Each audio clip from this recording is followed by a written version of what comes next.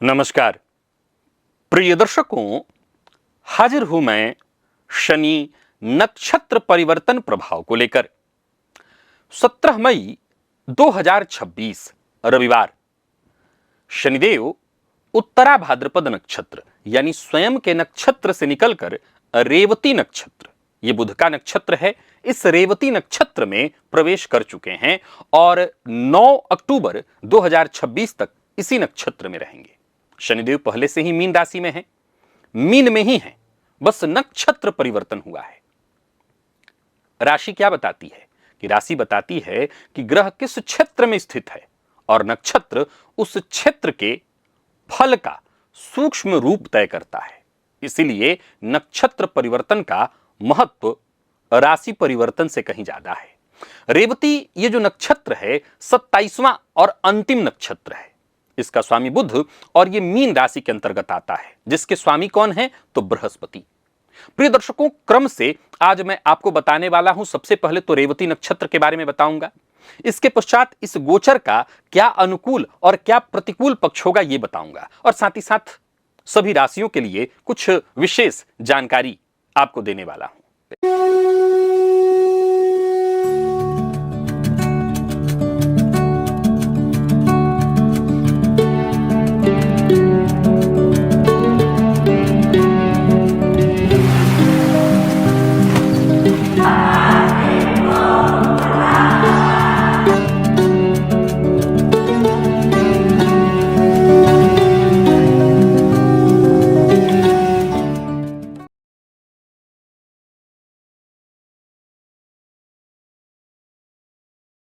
प्रिय दर्शकों, रेवती नक्षत्र मीन राशि के 16 अंश 40 कला से 30 अंश तक फैला हुआ है।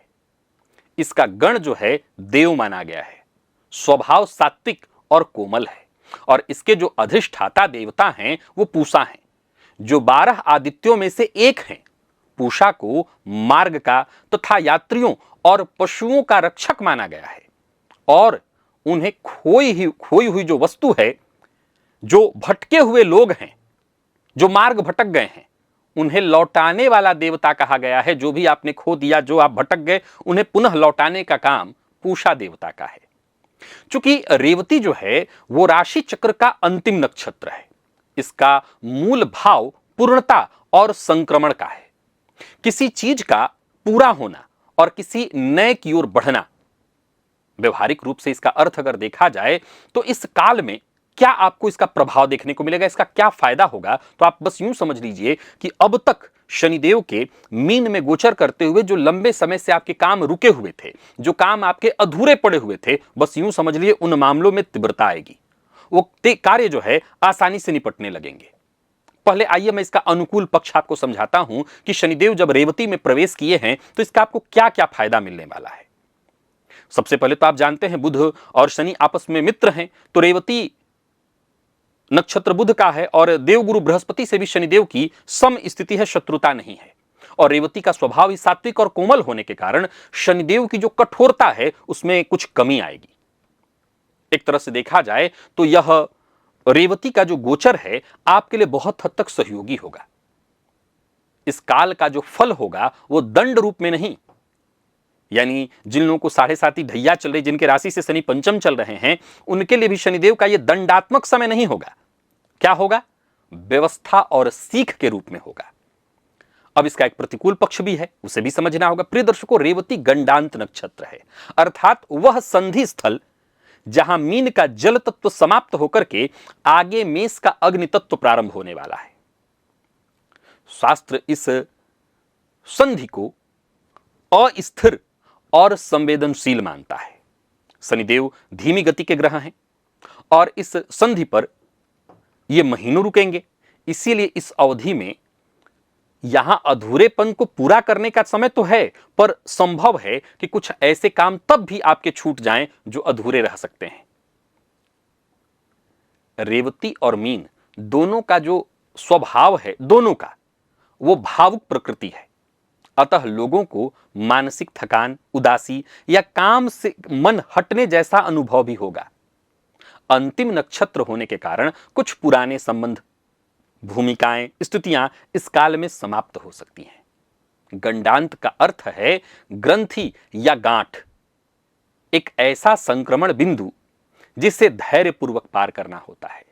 इसीलिए इस काल की जो मूल नीति है वो यही है कि नए और जोखिम भरे जो कार्य हैं उन्हें आरंभ करने के मामले में जल्दबाजी न की जाए। क्या समझे आप? यानी इस समय के दौरान जबकि शनिदेव रेवती में प्रवेश कर गए हैं, प्रयत्नतः आपको कुछ नया करने से बचना चाहिए। जो पहले के अधूरे काम हैं उन्हीं को पूरा करने पर ध्यान देना चाहिए। रेवती के 4 चरण हैं। अब शनिदेव चूंकि वक्री भी होने वाले हैं तो इसकी आगे चर्चा होगी। मैं यहां प्रारंभ में कुछ बताऊं कि 2 जुलाई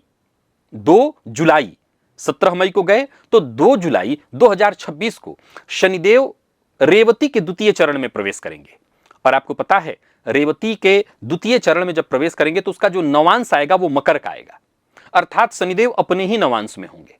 फलतः जब अपने नवांश में ग्रह होता है तो क्या होता है? बलवान होता है। इसीलिए जुलाई से लगभग 20 अगस्त तक शनिदेव का प्रभाव अत्यधिक प्रभावशाली, अत्यधिक बलवान होंगे।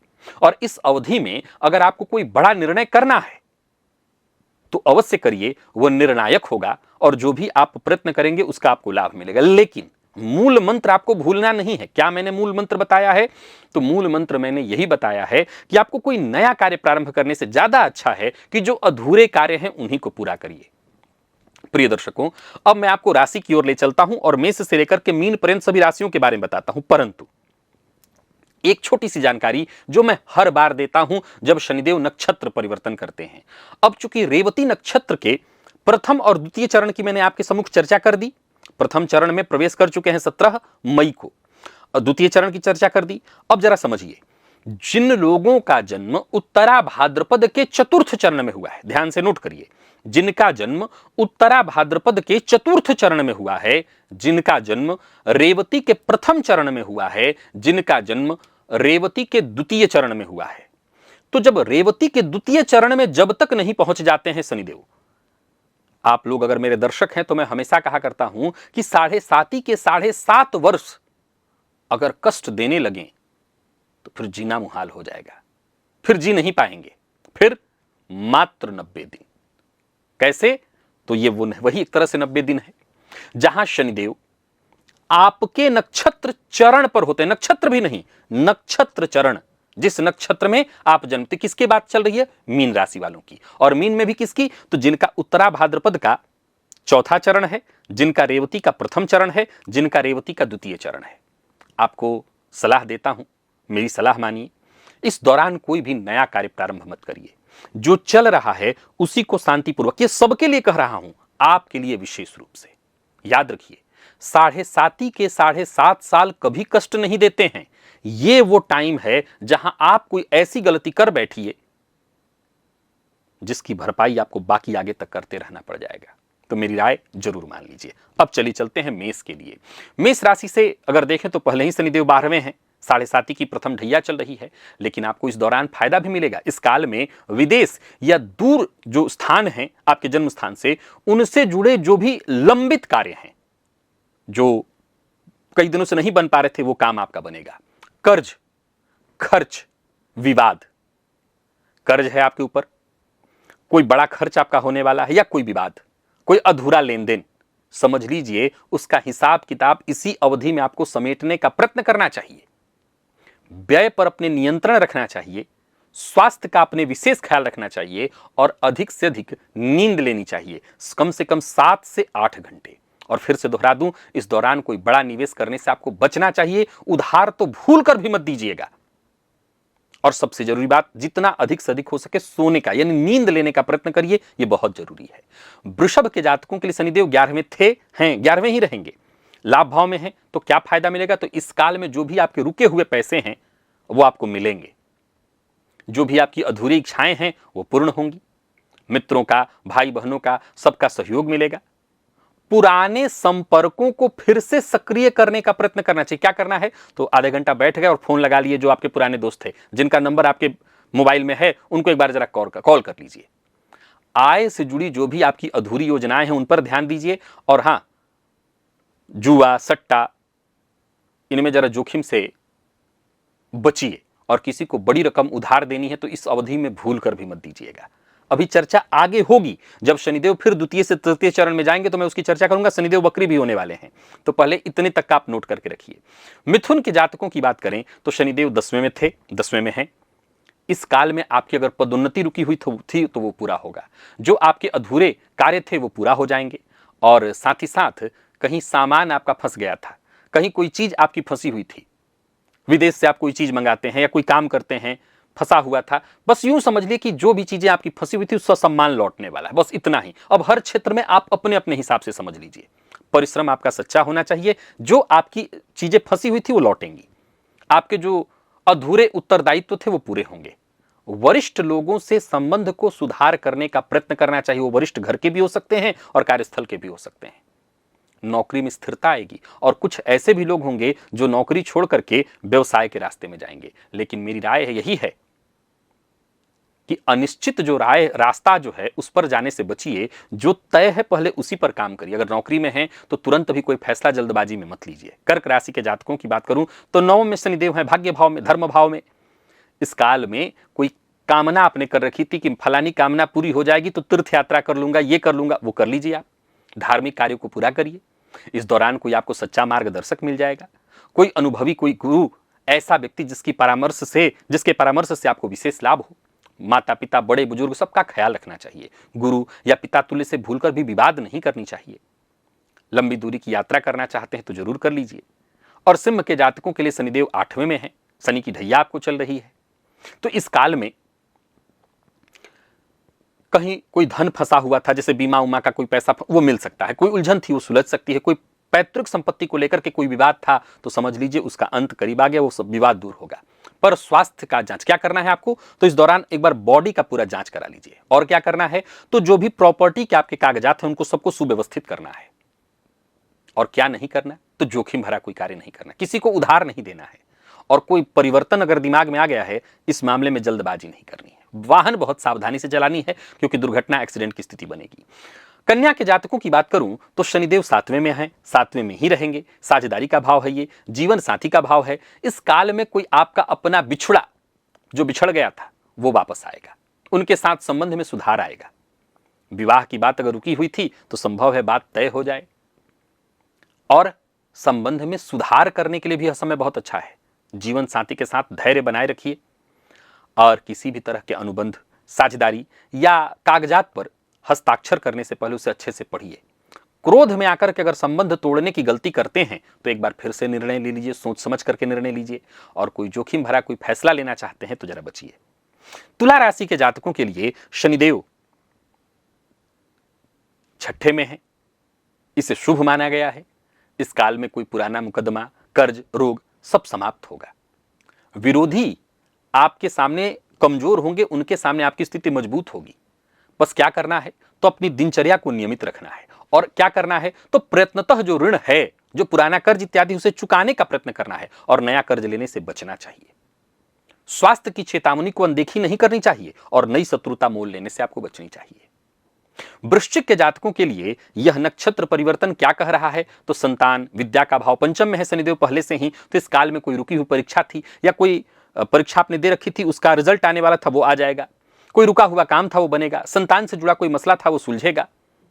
इस दौरान आपको विशेष रूप से अपने बच्चों को समय देना चाहिए। और हां, अगर आप विद्यार्थी हैं तो जो भी आपकी अधूरी पढ़ाई है, आपका अधूरा पाठ्यक्रम, उसको पूरा करना चाहिए।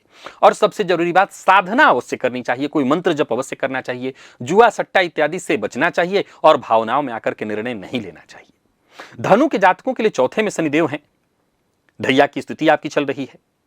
इस काल में मकान, भूमि या वाहन से जुड़ा कोई रुका हुआ काम था वो बनेगा। हो सकता है कोई प्रॉपर्टी थी जो सरकार ने ले रखी थी, उसका मुआवजा मिलेगा। माता के स्वास्थ्य का आपको ख्याल रखना होगा। घर का वातावरण शांत बनाए रखने का प्रयत्न करना होगा और मन की स्थिरता के लिए नियमित ध्यान करना होगा। जल्दबाजी में कोई संपत्ति का सौदा बिल्कुल नहीं करना होगा, अन्यथा आप मुसीबत में पड़ जाएंगे। और मकर के जातकों की यदि बात करें तो मकर के जातकों के लिए शनिदेव 3रे में है, 3रे में ही रहेंगे। राशि की जगह केवल नक्षत्र परिवर्तन इन्होंने किया है। इस काल में आपको खूब प्रयास करना चाहिए, जितने भी रुके हुए काम थे उनको पूरा करने के लिए। जो हिम्मत आपको लग रही थी अब टूट गई है, मुझसे नहीं होगा, तो हिम्मत करिए। भाई बहनों के साथ अगर मनमुटाव हो गया तो उसको सुलझाइए। स्वयं पहल करिए। जो भी आपकी अधूरी योजनाएं हैं उन्हें पूरा करने का प्रयत्न करिए। वाणी में कटुता नहीं आनी चाहिए, इसका विशेष ख्याल रखिए। और जो आपके शुभचिंतक भाई बहन इत्यादि, इनके साथ संबंध को और अधिक मधुर बनाना चाहिए। कुंभ के जातकों की यदि बात करें तो शनिदेव दूसरे भाव में, 7.5 की अंतिम ढैया अर्थात उतरता चरण। इस काल में 7.5 के समापन का ही यह समय है। धन या परिवार से जुड़ा कोई रुका हुआ मसला है, उसको सुलझाइए। पिछले वर्षों के धैर्य का बस अब आपको फल मिलने वाला है। आपको बचत पर अधिक ध्यान देना होगा। वाणी में संयम लाना होगा। अपना जो आपका पारिवारिक दायित्व है उसे पूरा करने का प्रयत्न करना है। कटु वचन बोलने से, जोखिम भरा निवेश करने से आपको नुकसान हो सकता है। परिवार में मतभेद बढ़ाने से भी बचना चाहिए। और मीन राशि आपको 7.5 चल रही है। प्रारंभ में ही आपके लिए मैंने बताया है, बहुत सजग रहिए। यह काल आपकी परीक्षा का है। यह काल परिश्रम का है। यह धैर्य मांगता है। यह चरण आपको परेशानी में डालेगा। हां, एक बात याद रखिए, मैंने जैसा कहा कि यहां पर जो चीजें खो गई हैं वो मिलता है। तो अगर आपकी पहचान खो गई है, लोग आपको पहचान नहीं पा रहे हैं, तो अपनी पहचान को बनाने के लिए और अधिक मेहनत करिए। कुछ नया मत करिए। जो चल रहा है उसी को सुधारने का प्रयत्न करिए। और सबसे जरूरी, साधना करिए। यह विशेष रूप से आप करिए। हनुमान जी की आराधना करिए। धैर्य रखिए। थकिए मत, निराश मत होइए। निर्णय लेने में जल्दबाजी मत करिए। अभी नए दिशा में सोचने से बचिए। जो चल रहा है उसी को ठीक करिए। और इस समय सबसे जरूरी है सबके लिए, विशेष रूप से किन किन राशियों के लिए, तो सिंह के लिए, धनु के लिए, कुंभ और मीन मेष के लिए विशेष रूप से सरसों तेल का दिया पीपल वृक्ष के पास जलाना और हनुमान जी के मंदिर में जलाना। पूषा देवता यात्रियों के रक्षक माने गए हैं, अतः राहगीर की मदद करना। गर्मी बहुत पड़ रही है।